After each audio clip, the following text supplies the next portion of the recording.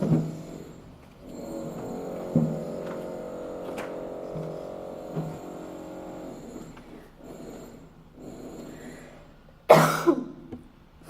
dia, professor. Eu vou iniciar minha apresentação. Vai ficar esse barulhinho chato, porque tá tendo uma construção aqui do lado. Mas eu vou tentar falar um pouquinho mais alto. Meu trabalho é sobre Arne Jacobson e eu vou falar um pouquinho a princípio da bibliografia dele. Bom, e Arne Jacobson, ele nasceu no ano de 1902 e chegou a falecer no ano de 1971 na Dinamarca. Seus pais, Johan Jacobson e Pauline Jacobson, o pai era comerciante e a mãe, ela trabalhava num banco. Porém, a mãe gostava de pintar, gostava muito de pintar. E isso influenciou muito Jacobson quando ele era criança. Ele também começou a desenvolver esse lado artístico dele desde pequeno e provavelmente foi por conta da influência da mãe, que também já pintava. E desde criança ele começou a desenvolver bastante esse talento. Bom, uma coisa que marcou muito a infância de Jacobson foi que durante a época de colégio dele, ele conheceu os irmãos Lassen. E isso influenciou porque futuramente ele ia fazer alguns projetos com um desses irmãos, que é Flaming Lassen. Bom, Jacobson então continuou, né, com suas pinturas, a desenvolver esse seu lado artístico. E quando chegou na adolescência mais ou menos, ele começou a discutir com o pai a possibilidade de ser pintor. Só que o pai aconselhou ele a ser arquiteto. Então ele preferiu seguir esse lado até porque realmente achou que seria melhor em questão de tudo, né? Então ele acabou seguindo a carreira de arquiteto. Se formou na Escola Real de Belas Artes de Copenhague e acabou sendo professor por lá também, posteriormente, depois de formado. E antes disso, durante a sua trajetória, ele acabou, uma das suas primeiras viagens foi para Nova York e a outra foi para a Alemanha. Só que na Alemanha ele conheceu Mies van der Rohe e Gropius, que foram os pioneiros na escola de Bauhaus. E isso influenciou muito na carreira dele como arquiteto, porque essas influências da Bauhaus, desses arquitetos, agregaram muito valor aos seus conhecimentos e a como ele ia projetar. Bom, ele tendo feito essas viagens, viajou também pela Itália e apesar um pouco assim de ter agregado muitos valores dessa escola, ele mesmo assim ainda tinha um pouquinho digamos assim, a cultura dele muito enraizada. Então ele de certa forma não deixava a cultura dinamarquesa de lado. Ele conseguia conciliar ambas as culturas em seus projetos. Bom, ele também, depois de ter trabalhado na escola, né, onde ele se formou como professor, aliás, ele se formou na Escola Real de Belas Artes de Copenhague, depois se tornou professor, né, depois ele abriu seu próprio ateliê e trabalhou até morrer. E, como a gente pode dar continuidade também em seus projetos, ele era bastante conhecido por se destacar como um arquiteto do século XX. Ele conseguia conciliar a Bauhaus com a arquitetura escandinava. E isso era bastante inovador na época, né? A princípio, na verdade, Jacobson ele não conseguia se desvincular muito da sua arquitetura natal, no caso, de Copenhague, que era a arquitetura neoclássica. E aos poucos foi que ele conseguiu acrescentar em seus projetos a cultura modernista. E talvez isso tenha influenciado para o seu sucesso como arquiteto, porque ele não chegou e construiu uma coisa diferente da noite para o dia. Foi uma questão mais adaptativa. Ele foi incrementando elementos novos nos seus projetos da cultura modernista. E talvez isso tenha sido, aos poucos, mais aceita pelas pessoas. Bom, em questão de arquitetura, foi basicamente isso que aconteceu.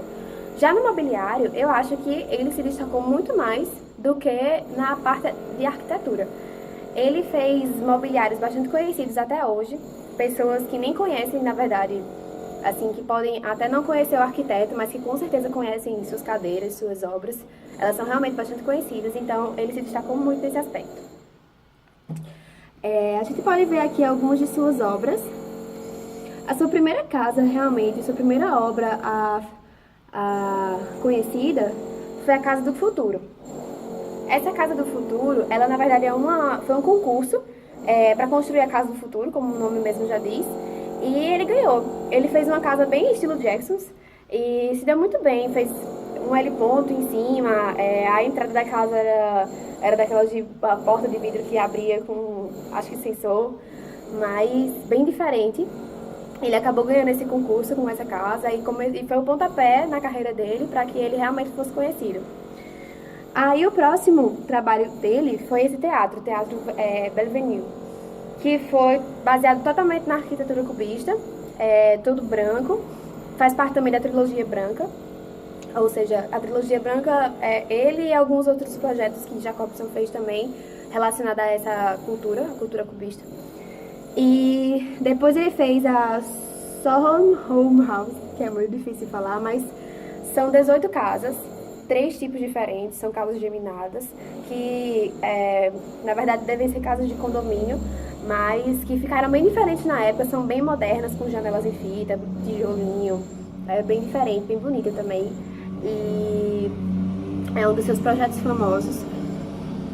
A gente tem também esse Royal Hotel em Copenhague, foi um projeto que Jacobson fez, que agregou tudo. Ele fez um projeto tanto arquitetônico como mobiliário, como os talheres. Ele fez todo o projeto de uma forma integrada num todo. O que remete muito ao conceito da escola da Bauhaus, que a Bauhaus ela integra todas as artes. E por integrar todas as artes, ele queria não só fazer a arquitetura, mas tudo. A pintura, o mobiliário, a distribuição de cores, tudo. Ele não queria deixar passar nada. Então, ele fez o projeto do prédio inteiro.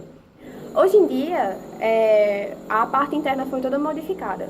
A parte externa não, continua do jeito como ele projetou, mas a parte interna foi toda modificada, restando apenas um quarto em sua homenagem, com o mobiliário ainda intacto, do jeito como ele tinha feito. E dentro desse mobiliário desse quarto, existem 3 cadeiras que ele fez também, que são bastante famosos. Aqui temos outro projeto, que é o do Banco de Copenhague, que ele também é bem modernista, amplo e bem bonito também. E aqui nós temos o mobiliário das suas cadeiras mais famosas, que eu particularmente acho lindas todas, que diga. Aqui nós temos os talheres, né, que ele projetou para esse hotel, algumas luminárias. Então, ele é bastante, como é que se diz, habilidoso. Bom, a casa objeto de estudo, que eu já inclusive apresentei, é a casa Charterlund. É meio difícil esses nomes de falar, mas é Charlottenlund, isso. Que foi a casa que ele próprio construiu para sua família, seus filhos e sua esposa. Ele morou lá durante algum tempo, se baseou na arquitetura cubista também para fazer essa casa. Tanto a arquitetura cubista como a modernista também. A gente percebe a cubista pela casa ser toda branca, né? Reta, geométrica. E a parte da arquitetura moderna também, pela geometria. E também pela forma como ele distribui as janelas, por serem janelas amplas, né? Sem adornos, nada desse tipo, né? E a brincadeira que ele faz com os volumes, enfim, tudo isso é o que retrata o cubismo e até mesmo a Bauhaus.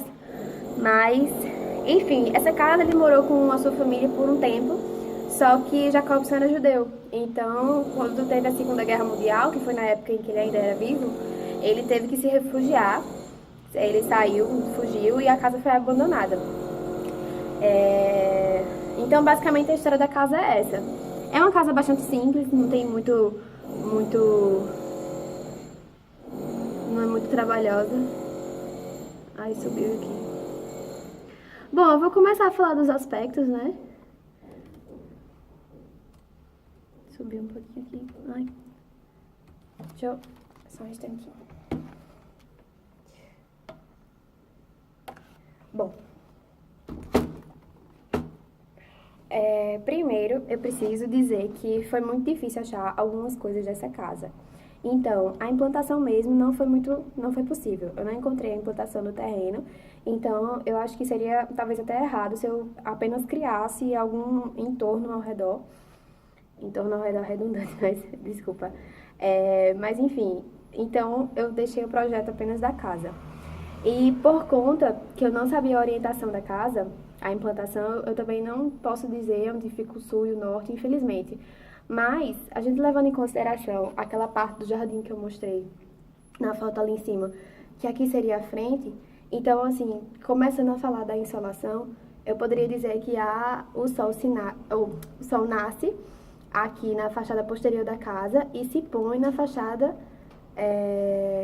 na frente, assim, de forma horizontal, né?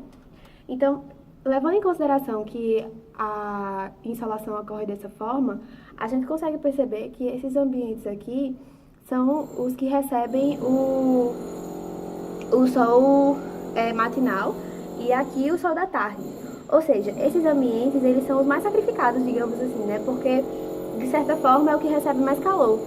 E esses aqui são um pouco mais frios, porque o sol da tarde ele é mais frio.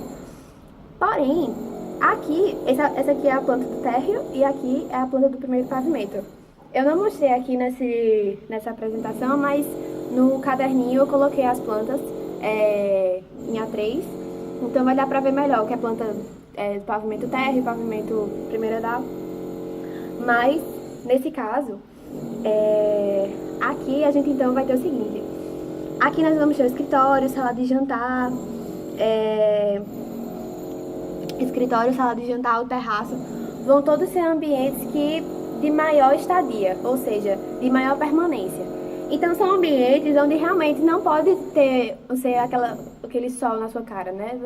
Não é confortável. Aqui a gente tem uma sala de estar, que de certa forma receberia sol, mas acaba não recebendo porque a janela está para esse lado.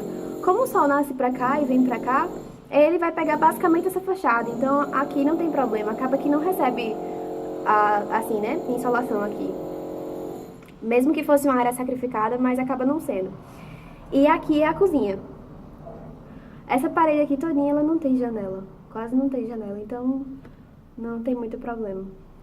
Aqui a gente vai ter também a permanência dos quartos, aqui o quarto do casal, a varanda, outro quarto do filho, aqui vai ter alguns banheiros.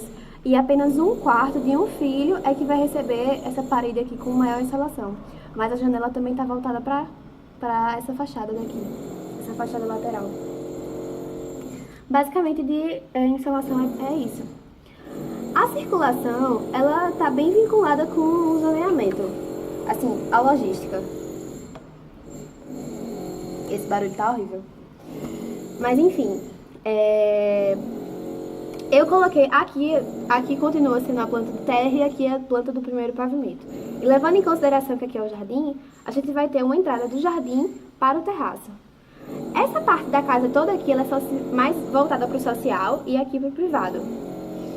Aqui eu não coloquei a entrada para o terraço social, uma entrada social, porque não chega bem a ser social, né? Chega a ser uma área livre, que está mais em contato com o jardim e tal. Então eu coloquei um acesso sinalizado com outra coloração. Mas acaba sendo uma área social também da casa, junto com o escritório. Aqui a gente vai ter essa entrada do terraço para o jantar social, do jantar para o escritório social, do jantar para o hall também social. São todas as entradas sociais. A única que chega a ser uma entrada de acesso realmente de serviço é para a cozinha. Como a casa é muito pequena, também não dá para criar digamos assim, uma separação muito, como é que se diz? Eu acho que como a casa é muito pequena, tem que ter uma integração muito grande da família, né? E não dá para criar cômodos que se separem muito, ela é uma coisa mais agregada. Então, assim, não tem nem muito o que falar, na verdade. Essa parte de cima, todos os acessos, eles são privados. Por ser a maioria dos ambientes quartos, são os 2 quartos do filho, né? E o quarto do casal e os banheiros. A não ser a varanda. A varanda eu não coloquei um acesso privado porque não é da intimidade de cada um dos filhos ou do casal, né? É uma região até mesmo, pode-se dizer, social. Mas por ser uma varanda, eu também coloquei uma sinalização diferente. E aqui eu também sinalizei a escada, que no caso vai ser um acesso horizontal, né? Que é entre o térreo e o primeiro pavimento. O zoneamento, ele não foge muito também como eu já falei, do raciocínio dos acessos, né? É tanto que eu botei até na mesma coloração dos acessos. Aqui a gente tem um terraço, que é uma área comum, social, mas que está mais interligada ao jardim. Aqui eu vou ter uma sala de jantar, o escritório, a sala de estar e o hall, todos os ambientes sociais de interação da família. Aqui eu vou ter uma cozinha, certo? Que pode ser tanto também de encontro da família, né? Como é uma casa pequena, talvez, onde a família se reúne para cozinhar, talvez. Mas a gente supõe que seja uma área de serviço mesmo, que se tenha algum funcionário para preparar a alimentação. E aqui a gente consegue perceber o predomínio todo dessa área daqui